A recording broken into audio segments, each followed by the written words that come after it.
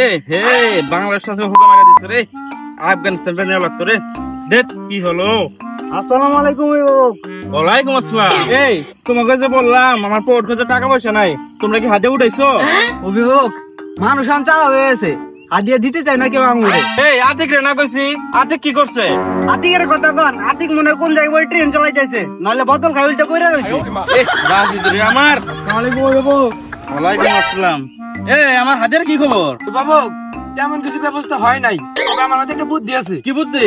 আপনি ভাবিরে যা বলবেন কয়েকটা কেক বানা দিতে, পরে আমি আর আপনি রাস্তা রাস্তায় বসে কে কি পুরো ট্রেন্ডিং? দেশে ট্রেন্ডিং। লাভ কেমন? শুনলাম তো ভরপুর। বাপরে। আচ্ছা তাহলে তুমি যাও, হ্যাঁ ভাবিরে কি কি খরচ লাগে যা সুন্দর করে কেক বানাতে গো, হ্যাঁ খরচগুলো দিয়াও।